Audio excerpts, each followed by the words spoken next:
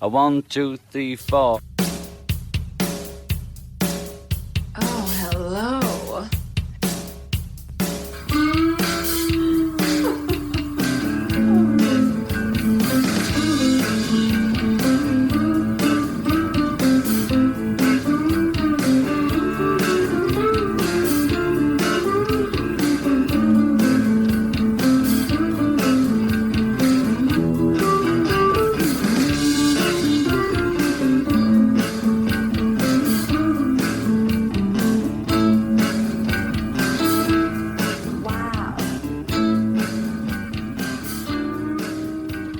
Serious rock talk back on the dial, traveling at a speed at a 33 and a third RPMs. That's right. Where the vinyl will bring you to a new destination. Ladies and gentlemen, welcome to season 10 of the podcast. Wow. And here I am in the studio with me, the man next to me who had a crush on Anne Margaret back in the day. Well, that's probably true. Who didn't? Jesus. Your name, sir? Dr. Ian Clark. Dr. Ian Clark. And on the phone with us here today for the interview, we have the legend of rock, the Count of Rock, Mr. Ted Axe. Hello. How you doing? Ted, welcome to the great. show. Fantastic to have you. Appreciate you calling in, and we definitely have to thank Mr. Chad Weiss for connecting us together. Right. I know Chad well, yes. Chad's a great man. He was on the show a couple of months back, and we had a blast. So, Ted, we just kind of want to ask you some questions, but before we do, just kind of give us a little bit of intro on yourself. What have you been up to? Well, lately I've just been doing a new couple of songs with a producer friend of mine. And it's been done as I usually do it on all analog gear, so 2-inch tape. Oh, lovely. Don't like any of the new digital stuff. Don't like the way it sounds. So, and one of the songs is a Lady Gaga cover. Dare I say? Which one would it be, Ted? Born This Way. Oh, beautiful. Yeah, that's a good hit. I like that one. Yeah. Yeah. And then the other one's called Little Vampire Girl.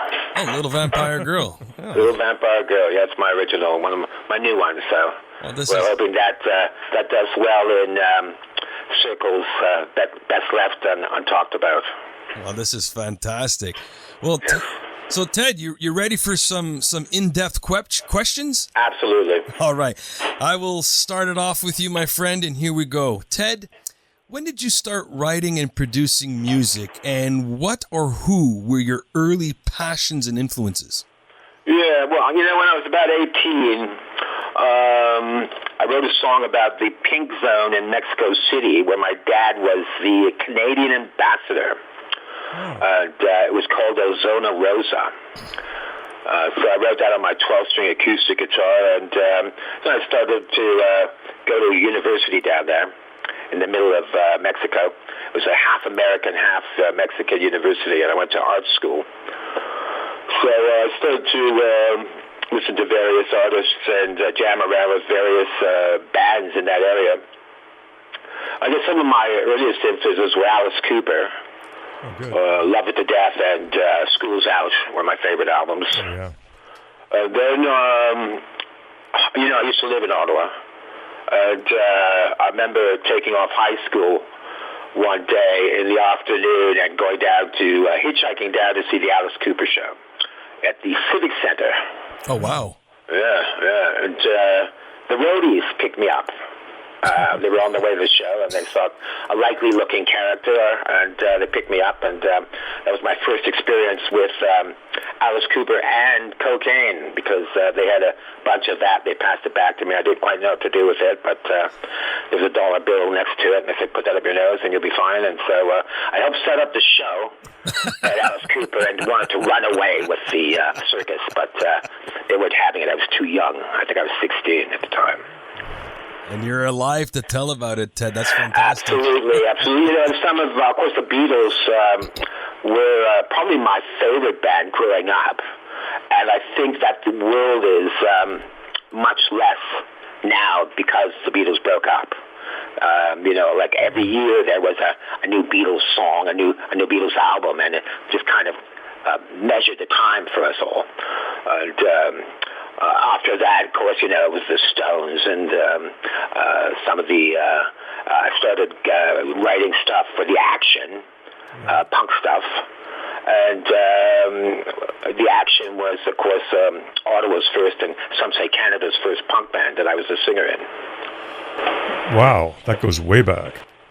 Yeah, 1976, actually, 77. So we started going to Toronto, and the Action were a funny band because, we were a bunch of rich kids, and kind of rich kid punks because we were very rebellious at the same time. Probably rebelling from the parents.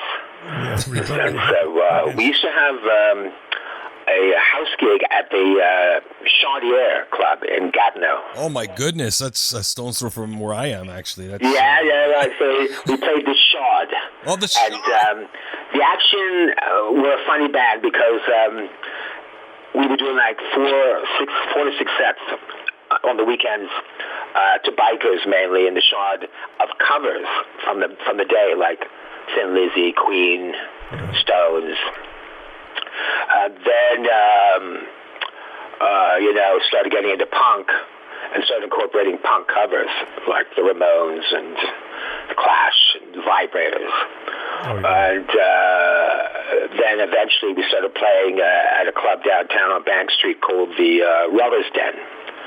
The Rubber's Den, which was the only club in Toronto which had a kind of punk band visiting from Toronto, and mainly from Toronto, like Teenage Head and things like that. And we became the house band there.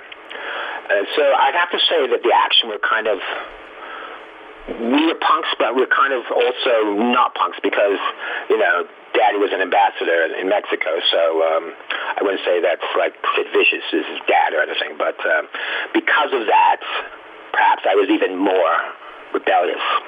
So I remember we opened the Stranglers show. It was the Stranglers' North American debut at Glebe High School. And no sooner had they gone on stage than I went into their dressing room and nicked all their beer. And I don't think their road manager was too happy about that. So that was the kind of thing that was happening, really. It's kind of rebellion for no good sense, just trying to get off on things. Well, that kind of leads me into a question I was going to ask. Pardon me? Can you hear me okay? Hello? Yeah. Hello? Yeah. Can you hear me okay on this one? Yeah. I was going to ask a question. I remember the punk scene in Toronto in the 70s and seeing, the Diodes, Teenage Head you mentioned, the Ramones, Iggy, and you mentioned you're with the Action in Ottawa, but I was seeing it from the outside in. What was it like? It must have been pretty exciting to be kind of at the birth of something. Yeah, it was really exciting.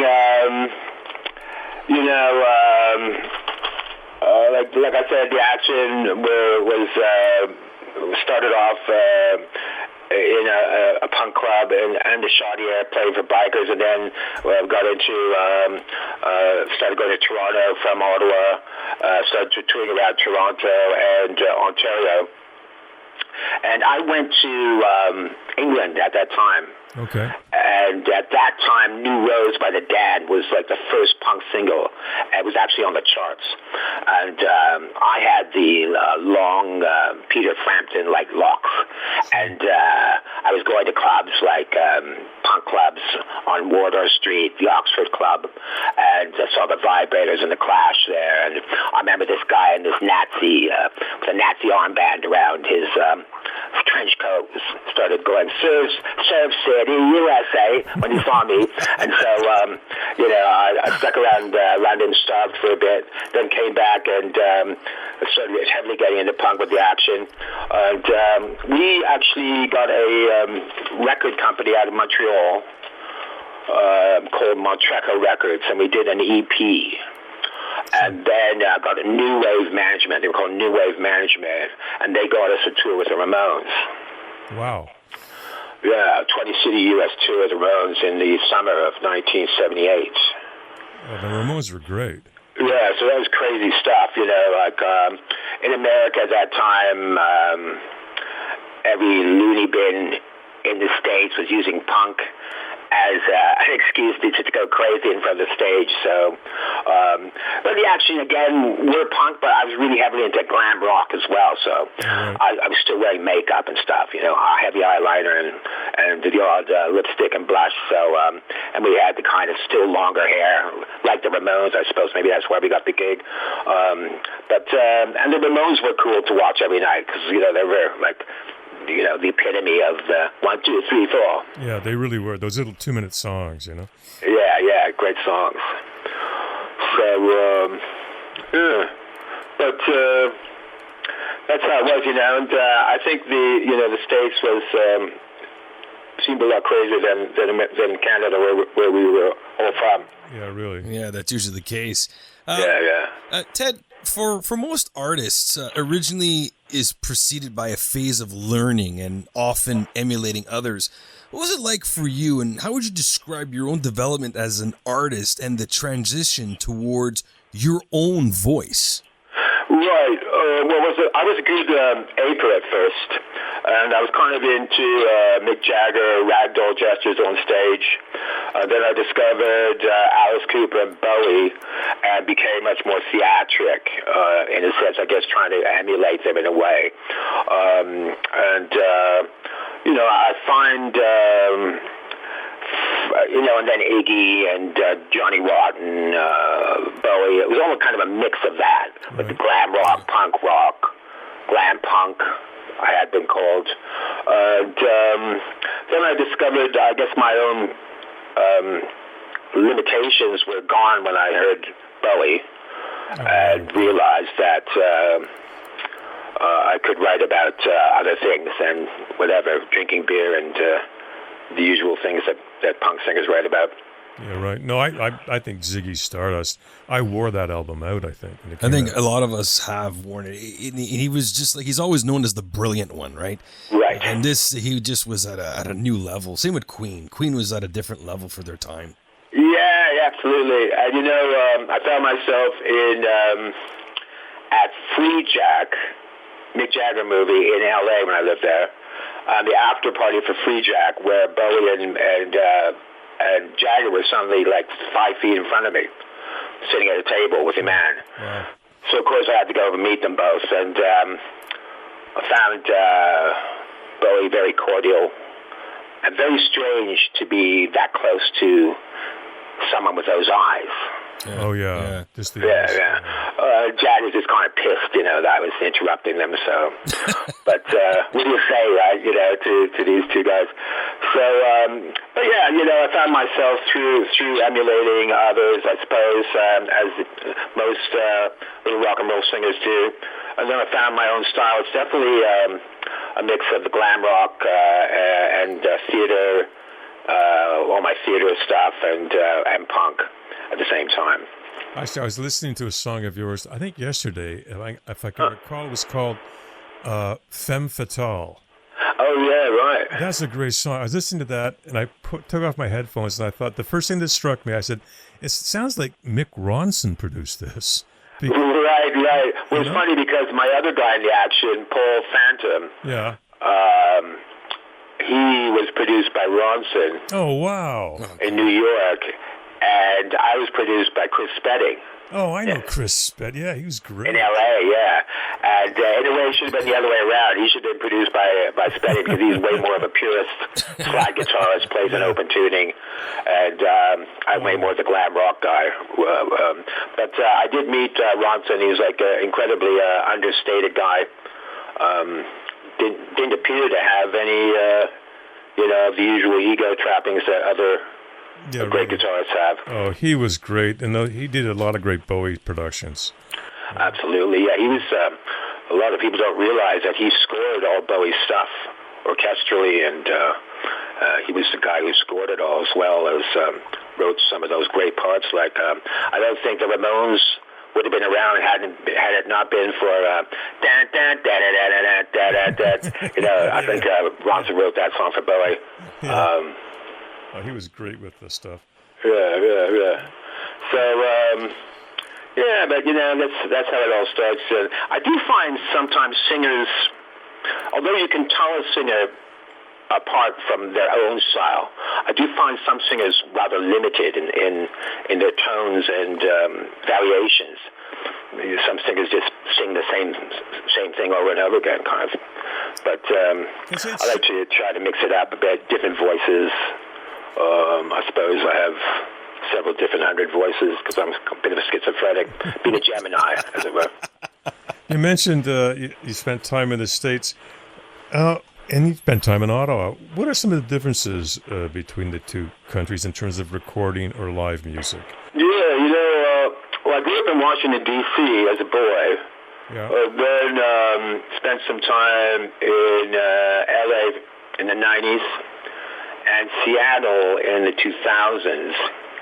I'd have to say that seems to be more of a sense of freedom in the U.S. Right. I know in Toronto there's kind of an old joke that there's an arc of safety that people form around the stage. Kind of afraid to make the first move, as it were. That's really good. Yeah, like a controlled mosh pit or something. Yeah, right.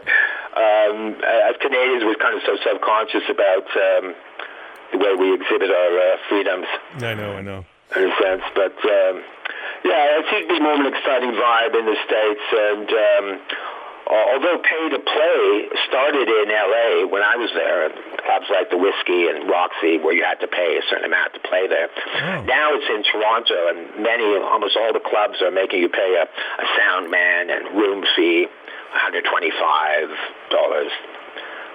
Just for to do a show here. So, but and I've always depended on the kindness of strangers throughout it all, and got a lot of recordings for no charge from producers and guys who own studios. So haven't really had to pay for any sessions for the longest time, I don't think. So I'm lucky in that way. And same thing's happening now with a guy that produced that Femme Fatale and all the stuff you might have heard on that record. He's doing some new stuff for me now. So I've been pretty lucky.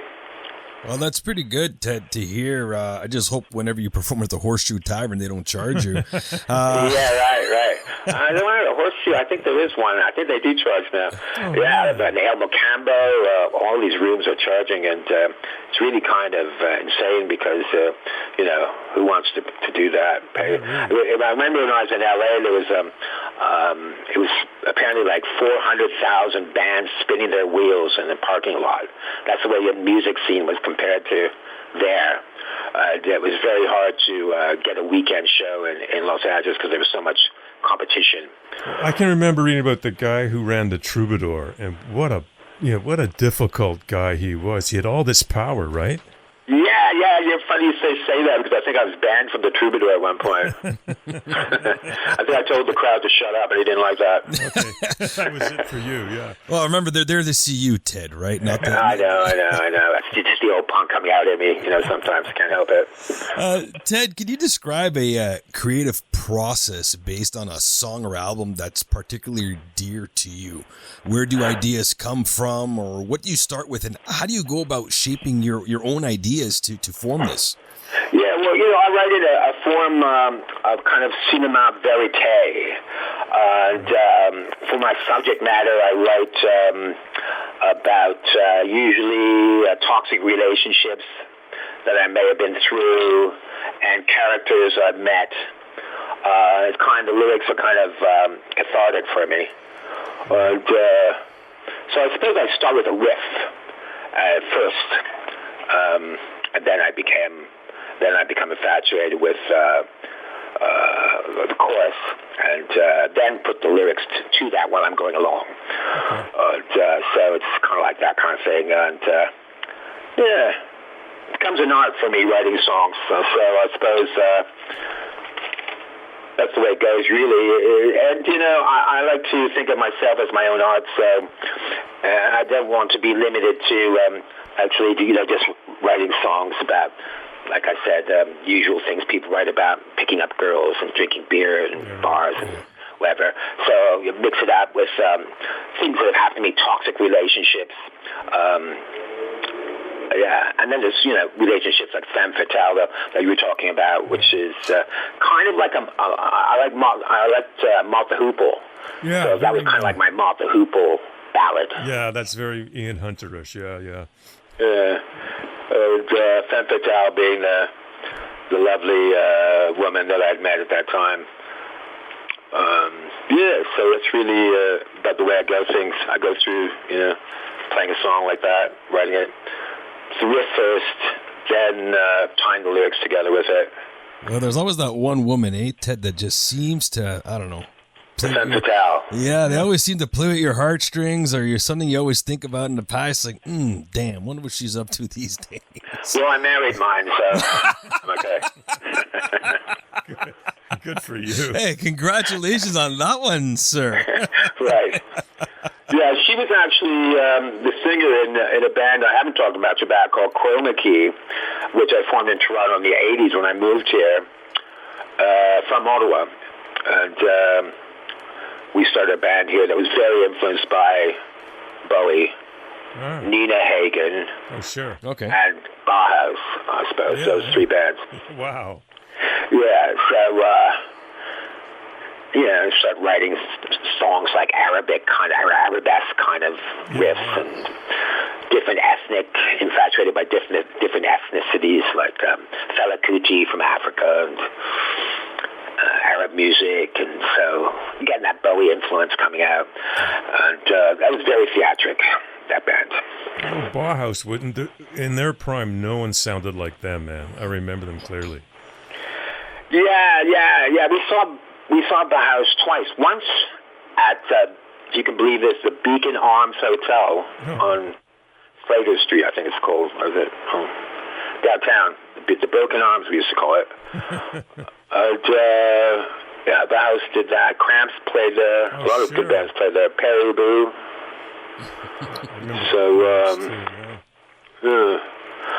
But Ottawa had its moments, because again, it was a big tour stop for a lot of bands coming through there, and wasn't much happening here, so we would go see a lot of shows.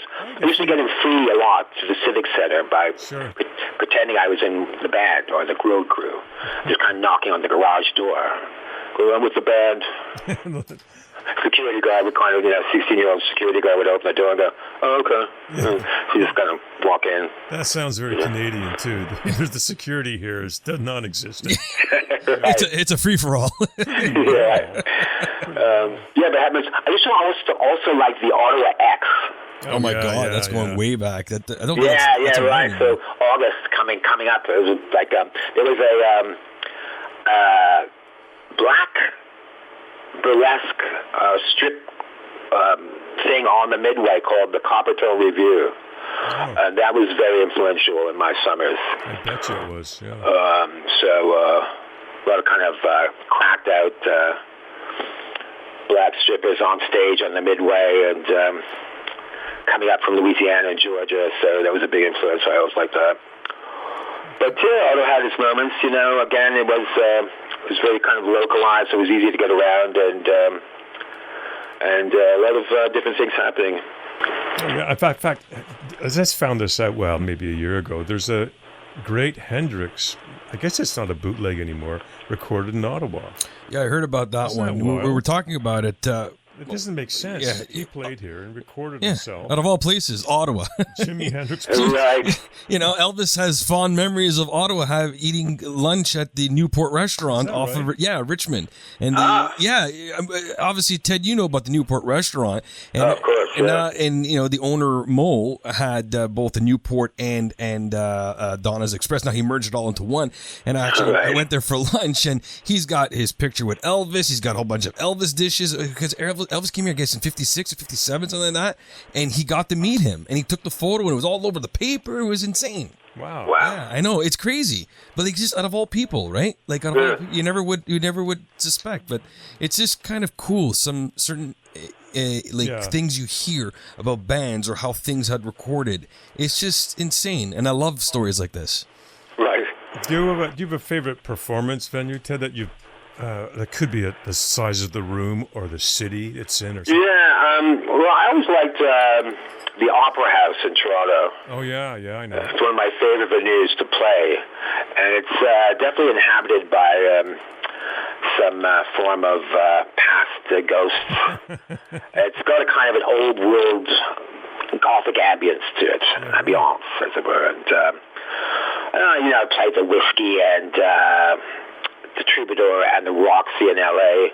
I like those clubs. I used to drink a lot at the Rainbow Bar and Grill. Oh, sure, it's classic. There as well. And I guess,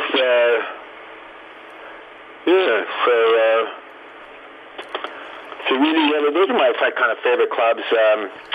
And I liked being in LA playing because we needed some kind of place to play. Yeah. But my fans call me the Count of Rock. The Count of Rock, I love it. Yeah, my mother was Hungarian, so she used to tell me about insane stories like Lady Bathory was my great aunt. Oh wow! Oh wow! I know things like that. So yeah, sure, Mom, whatever. But then then she'd smile, and I'd see kind of a glint in her teeth of something that was not human at all. So I had to trust her on that one. And so we always kind of accommodated that look of the top hat, leather trench coat. Oh sure. The black beetle boots, black hair, black nails, ton of makeup. Usually a lot of black eye makeup, and very gothic. I like it. I like the look that you present yourself, Ted. Looking on the internet and the videos that you have done, and it leads me to what was it like working with Rob Sanzo, the producer, who also produced Sum 41, who are also defined as punk rock music based out of Ajax. Right. Yeah. Well, I'm still working with Rob now on a new, on these two new tracks, the Lady Gaga one and Little Vampire Girl, and we do that in Toronto. So he's really an underrated guy, and he's very quiet. Doesn't say boo, but just kind of gets the great vibe going, the great sound. Right. And he's not like one of these producers that goes, "Oh, I think you should do this, and I think you should do this, and I think it's kind of just up to you, really, the way you want to create it." In that way, I kind of co-produce it with him, and he works out of a guy. They both bought the equipment. They went down to the States and bought an old Neve board, a 24-track analog board. So I've really got it good there because. He hasn't charged me yet, so I hope he doesn't start charging me. But he's a great guy to work with. He doesn't really shoot off his mouth a lot about stories, rock stories, or the bands he's worked with. Just kind of gets the job done. He also teaches now at School of Recording Arts in Toronto. Oh wow! Okay. Teaches studio arts, so. It's really good to work with him. And then I get my stuff either mastered by him, and I also know a guy in Arizona who masters it. A lot of the time, the mastering is a very important element that a lot of bands don't really spend enough time on because you can really project your music that way, project the words that way. Wow. Ted, this is going to lead me to my final question, and I really am passionate about this question because I can't wait to hear your answer. You're known for punk music in Canada, and you find that punk music morphed to help shape the evolution of grunge music, and the one band that comes to mind for the transition is Social Distortion. What are your thoughts on this? What was the question again? So because I know you're the punk music count in Canada, right? And I always feel that punk kind of morphed and helped shape the evolution of grunge music that we through the '90s. And the one band that I find that did the transition is Social Distortion. What do you think? Oh yeah, Social Distortion were great. I haven't seen them yet though, but. They're not. They're still not doing anything, are they? Well, they've been around since the late 70s, and then they kind of went from punk to grunge. So I want to know your thoughts on this. Do you feel that punk kind of helped shape the grunge world? Well, I know the same thing kind of happened with Nirvana. They were really kind of way more punk than they were grunge at first. And I really, I mean, the only way I get into grunge, it's funny because when I moved to Seattle, it was right after 9/11. And we moved out of L.A. and up to Vancouver, and then spent a year in Vancouver, and then down to Seattle. And of course, Seattle's the home of grunge. Right. Yeah. And I just kind of missed it because it had already kind of come and gone by the time I got there. I think I got there about 2002. Okay. Yeah. It was already kind of being over, yeah. But a lot of the grunge bands started out of the chaos of punk. And just kind of slowed it down a bit. Because really grunge is kind of like a style, isn't it now? It's kind of a slower, grinding rhythm rather than a 1, 2, 3, 4. Yeah, right. Yeah. But, just those are the Searching was a great band. And I always liked the way that they morphed punk into grunge. Yeah, because they kind of rode the wave a little bit, because you said it did have a short time period, which is true, and it kind of grunge then kind of morphed into like hard rock, and that's where we're at today. Yeah, right. But like you said, yeah, Social Distortion did take their punk, went into grunge, morphed into it. They kind of rode the wave a little bit. Right. Yeah. I didn't like the fashion that came with grunge. I didn't like the checkered shirts, the knee-length shorts, the Doc Martens. And so when we started playing, I had a band called Sister Hyde in Seattle, from an English movie called Sister Hyde, a Hammer horror movie. I know. Yeah, one of the Hammers, yeah. Yeah, you're right, Sister Hyde. And he's a Dr. Jekyll Hyde theme, but instead of just turning into Hyde, he turns into a woman as well. Yeah, I remember. What was it? It wasn't Christopher Lee. Sister Hyde, as opposed to just Dr. Jekyll and Hyde. So that was a great one. And we started doing a lot of makeup and just kind of going against grunge as much as we could, because I really didn't like the trappings of it. I like the style of music, and I like the rebellion of it, but I didn't like the fashion of it. It is kind of homely. Yes, it is. I agree with you there. I never liked, Yeah, I wasn't like whatever. Okay, I grew up in the era, Ted, so I didn't have right. I had the flannel and right. I still wear the cargo shorts because they're comfortable, and I could get away with a golf shirt, but that's as far as it's gonna go, right? But, yeah. You know, us glam rock guys, we're very extremists. Oh no, we don't like shorts. Can't wear shorts at all. Well, no, that's right. You guys want to dress for success, and as for the grunge boys, are like, well, I'm wearing my high top chucks. I have a term that I've kind of patented. It's called "Suffer for Style." Suffer for style. That's right. So you'd find me in the middle of like an LA heat wave, 110 degrees outside, and vinyl black clothing, and just completely black eye makeup and black lipstick, sweating the hell out of it. So kind of suffering for style. You kind of suffer for style. Yeah. And there's also a certain arrogance to rock. I think that's missing nowadays. Right, it is. I always reminded, I kind of tell my guys who I had in my bands, I try to put it into athletic terms. It's like a pitcher in a baseball team. The pitcher comes up to the mound, kind of kicks the dust around a bit, looks down, kind of sulks a bit, and then just whips out this crazy pitch, tricks the batter.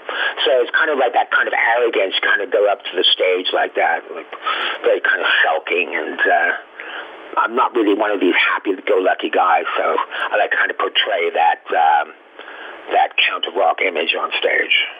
Wow. That's really, I think it's important. Now, you look at those early rockers like Hendrix or Jim Morrison, there is a certain kind of arrogance to it, but that's fine. That's part of their persona. Especially Morrison. You watch him, the old Doors stuff. I don't think he gave a damn. He just went out and did his stuff, man. Jim Morrison. Yeah, Jim Morrison. You talk about uncomfortable pants. There you go, leather pants in Los Angeles. Yeah. Right. Yeah, and the thing I liked about Morrison was that he was kind of part of his band, very much so, but then very kind of a solo agent within it. Yeah, really. Yeah. No, Didn't really care what anybody thought about him. Well, I think that, after he died, you can see what happened to the Doors. They put out 2 albums and that was it because his mojo was gone from the band. Yeah, absolutely. Yeah. And there's a lot of stories about Jim in Hollywood. You check into a motel and they go, Jim Morrison stayed in this room. So I bet you tell all the boys that. I know. There's one on, I think it's on La Cienega or something, and it's apparently his room. You got to pay a fortune to get into the damn thing. Right. Forget it. Now, Ted, before we let you go, do you want to give our audience information of where they could locate you, how they could find your music, and what do you have coming up? Yeah, I'm on Spotify and Bandcamp. Just look under TEDx. And also on Instagram, Facebook. And I just got signed by an Australian label called Golden Robot Records. Okay. So they're going to be distributing me for the next little while. And but those are the usual places that people look for bands that aren't there, Spotify, Instagram, Facebook, and TikTok. And hopefully you're going to be releasing something very soon. Excellent. So I'll be kind of promoting that as much as I can. Well, Get in touch with us. And getting a new video out. I have a video out on YouTube that's doing quite well. Done around Halloween last year called Isolate. okay. Yeah. We saw that one. Yeah. Okay, cool. We like it, and definitely, Ted, keep us posted. You have my contact info, and obviously for Serious Rock Talk, you know where to find us. And if you are in Ottawa, come give me a call, and Ian and I will definitely want to hang out with you. Come by and the studio. Yeah, come by. We'll come by the studio and we'll talk punk. That'd be great. I'd love to do that. Yeah. We would love to have you, Ted. So I from the bottom of our heart, we really want to thank you for taking the time. I know you're a busy man, and Ian and I are thankful. Yeah, it was fantastic talking to you. Do you guys remember there was a landmark in Ottawa that vanished quite quickly after the 70s called the Rialto Theater? Yes. Do you remember that one? I came from Toronto around That was after your time, I think. Before your time. That was before my time, I but remember people talking about it. There was a lot of Russ Meyer movies played there and things like that. Oh, wow. Yeah. Yeah. And so that was also an interesting landmark. Things that have vanished. I could give you guys a musical and pornographic tour of Ottawa when I get there. well, I'm in for that one. You said musical and pornographic. That works for me, Ted. You read my mind. Very cool, very cool. It's been great, and thanks so much for talking to me. We appreciate that, Ted, and we'll be in touch. Best of luck. All right, cheers. Thanks again, huh? Cheers. Take care, Ted. All right. Bye. Bye-bye. And I'm Ferris Kennedy signing off on the first fantastic episode of Season 10. I'm Dr. Ian Clark. Thanks for being with us. And have yourself a great day. Bye-bye. Bye.